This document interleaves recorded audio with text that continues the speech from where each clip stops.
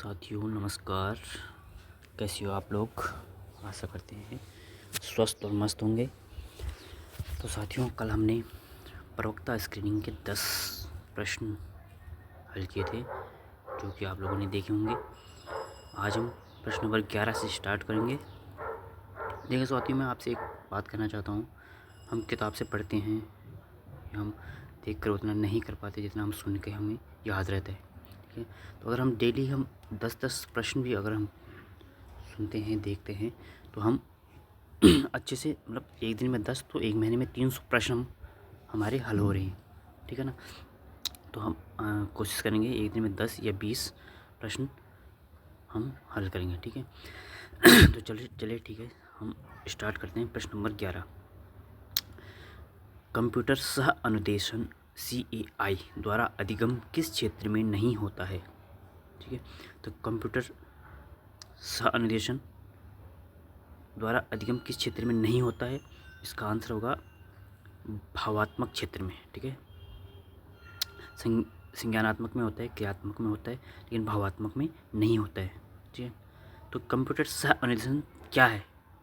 सबसे पहले इसको समझेंगे कि कंप्यूटर सह अनुदेशन का उद्देश्य ज्ञान और कौशल विकसित करना है, जो मुख्यतः संज्ञानात्मक सोचने की प्रक्रिया, संज्ञानात्मक का मतलब है सोचने की प्रक्रिया, और क्रियात्मक व्यवहारिक क्रियाएं इन क्षेत्रों में होता है।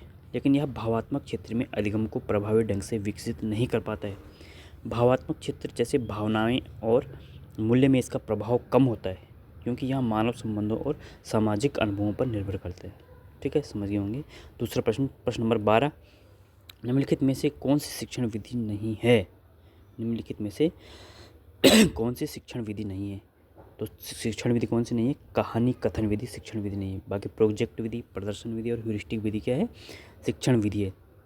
कहानी कथन विधि एक शिक्षण तकनीकी है, यह विधि नहीं है, यह शिक्षण तकनीकी है, लेकिन इसे औपचारिक शिक्षण विधियों जैसे प्रोजेक्ट, प्रदर्शन, ह्यूरिस्टिक में शामिल नहीं किया जाता है। शिक्षण विधियाँ वे होती हैं जो छात्रों को सीखने की प्रक्रिया में सक्रिय रूप से शामिल करती है, जैसे प्रोजेक्ट कार्य, प्रदर्शन विधि और ह्यूरिस्टिक मतलब अन्वेषण विधि जिसे कहते हैं।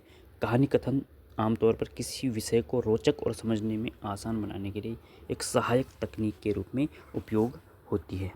ठीक है, प्रश्न नंबर 13, CAI कंप्यूटर सह अन्वेषण निम्नलिखित को सुगम बना सकती है। ठीक है, CAI कंप्यूटर सह अन्वेषण जो हमने अभी ऊपर पढ़ा था, किसको सुगम बना सकती है? तो यह क्या है, इन सभी को सुगम बना सकती है। व्यक्तिगत अन्वेषण को भी, स्वगति से सीखना भी, और अधिगम में व्यक्तिगत आवश्यकता का ध्यान देना, इन सभी को क्या है, सुगम बना सकती है। CAI अर्थात कंप्यूटर सह अन्वेषण व्यक्तिगत अन्वेषण, स्वगति से सीखना और अधिगम में व्यक्तिगत आवश्यकता पर ध्यान के लिए सुगम बनाती है। यह पुनरावृत्ति और अभ्यास की सुविधा, तात्कालिक प्रक्रिया और मूल्यांकन, विविध और आकर्षक सामग्री प्रदान करती है, जिससे सीखने की प्रक्रिया में सुधार होता है, छात्रों की आवश्यकताओं को पूरा करने में मदद करती है। ठीक है, प्रश्न नंबर 14, निम्नलिखित में कौन सा शिक्षण कौशल नहीं है? निम्नलिखित में से कौन सा शिक्षण कौशल नहीं है? ठीक है, नहीं है बता के देखो साथियों, ज़्यादातर लोग यहाँ पे प्रश्न को गलत कर देते हैं, जहाँ पे नहीं वाला आ जाते हैं और जल्दीबाजी में वो है वाला उसमें टिक कर देते हैं। तो हमें सबसे पहले प्रश्न को ध्यान से समझना है और फिर हमें उसका आंसर करना है। तो पहला है उद्दीपन, भिन्नता, विन्यास, प्रेरणा, सत्ता को आलोचना करना और खोजपूर्ण प्रश्न। तो शिक्षण कौशल कौन सा नहीं है? ये है तुम्हारा सत्ता की आलोचना करना। बाकी उद्दीपन, भिन्नता, प्रेरणा और खोजपूर्ण प्रश्न ये कौशल शिक्षण कौशल है। ठीक है सत्ता की आलोचना करना शिक्षण कौशल नहीं है। यह एक विश्लेषणात्मक या समाज शास्त्रीय अवधारणा है जो शक्ति के संबंधों और संरचनाओं की जांच करती है। शिक्षण कौशलों में उद्दीपन, भिन्नता, विन्यास, प्रेरणा और खोजपूर्ण प्रश्न शामिल होते हैं, जो शिक्षण प्रक्रिया को प्रभावी बनाते हैं, जिसमें छात्रों को सीखने में मदद करता है। ठीक है, अगला प्रश्न है सूक्ष्म शिक्षण का उद्देश्य है। सूक्ष्म शिक्षण का उद्देश्य क्या है? तो सूक्ष्म शिक्षण का उद्देश्य है शिक्षण कौशलों का विकास करना। ठीक है, सूक्ष्म शिक्षण जिसको माइक्रो टीचिंग कहते हैं, एक प्रशिक्षण तकनीक है जिसका उद्देश्य शिक्षकों के शिक्षण कौशलों का विकास करना है, जिससे वे प्रभावी ढंग से शिक्षण कर सकें। इसमें छोटे समूहों में अभ्यास करने का अवसर मिलता है, जिससे आत्मविश्वास बढ़ता है, शिक्षण में सुधार होते हैं।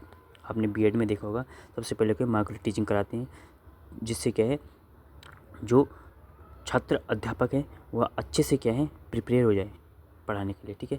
पहले पहले इतना वो नहीं होता, लेकिन जब वो सूक्ष्म शिक्षण करके हुआ क्या है माइक्रो टीचिंग उन पर आत्मविश्वास आ जाता है पढ़ाने के लिए। सूक्ष्म शिक्षण में शिक्षकों को विशिष्ट शिक्षण कौशलों पर काम करने का अवसर मिलता है, जैसे प्रश्न पूछना, चर्चा करना, व्याख्यान देना, अभ्यास करना, ठीक है। ये सभी क्या है सूक्ष्म शिक्षण के अंतर्गत आते हैं। अगला प्रश्न है, निम्नलिखित द्वारा दिए गए सिद्धांत पर अभिक्रमित अनुदेशन आधारित है। निम्नलिखित द्वारा दिए गए सिद्धांत पर अभिक्रमित अनुदेशन आधारित है। अभिक्रमित अनुदेशन आधारित है किस पे होगा? किसने ये? BF स्किनर ने दिया है ये, ठीक है। अभिक्रमित अनुदेशन प्रोग्राम्ड इंस्ट्रक्शंस BF स्किनर के सिद्धांतों पर आधारित है, जो व्यवहारवाद बिहेवियरिज्म से संबंधित है। इसमें शिक्षण सामग्री के छोटे छोटे चरणों में विभाजित कर स्व अध्ययन पर जोर दिया जाता है, ठीक है। अगला है, UGC की स्थापना हुई थी। UGC की स्थापना कब हुई थी? UGC का फुल फॉर्म है यूनिवर्सिटी ग्रांट कमीशन, ठीक है। विश्वविद्यालय अनुदान आयोग, यूनिवर्सिटी ग्रांट कमीशन की स्थापना 1956 ईस्वी में हुई थी, ठीक है। इसका आंसर है बी आंसर सही है। 1956 में UGC की स्थापना हुई थी। इसका उद्देश्य उच्च शिक्षा में मानकों को बनाए रखना और विश्वविद्यालय के अनुदान देना है। UGC को 1945 में प्रारंभिक रूप से केवल केंद्रीय विद्यालयों के लिए बनाया गया था, लेकिन 1956 में इसे एक वैधानिक निकाय के रूप में स्थापित किया गया, जिससे सभी भारतीय विश्वविद्यालयों को देखरेख में ले आया गया था। प्रश्न नंबर 18, राष्ट्रीय शिक्षा नीति 1986 में शिक्षा का विचार किया गया है। किस रूप में किया गया है? तो 1986 में शिक्षा का विचार जो है तुम्हारे निवेश के रूप में किया गया था, ठीक है। 1986 की राष्ट्रीय शिक्षा नीति में शिक्षा को निवेश के रूप में देखा गया, जिसका उद्देश्य देश के सामाजिक और आर्थिक विकास को बढ़ावा देना है। यह नीति मानती है कि शिक्षा में निवेश से मानव संसाधनों का विकास होगा, जिससे उत्पादकता और नवाचार बढ़ेगा। इसके तहत सभी वर्गों के लिए गुणवत्तापूर्ण शिक्षा को सुलभ बनाने, साक्षरता बढ़ाने और विज्ञान व तकनीकी शिक्षा को प्रोत्साहन देने पर जोर दिया गया है। इसे भविष्य के विकास और आत्मनिर्भरता के लिए महत्वपूर्ण माना गया है। इसको क्या है? भविष्य के विकास और आत्मनिर्भरता के लिए महत्वपूर्ण माना जाता है, ठीक है। अगला प्रश्न है, शिक्षण सहायक सामग्री किस उपागम में संबद्ध है? शिक्षण सहायक सामग्री किस उपागम में संबद्ध है? तो यह है तुम्हारा प्रणाली उपागम में। किसमें है? सॉरी, ये है तुम्हारा बहुइंद्रिय उपागम में, ठीक है।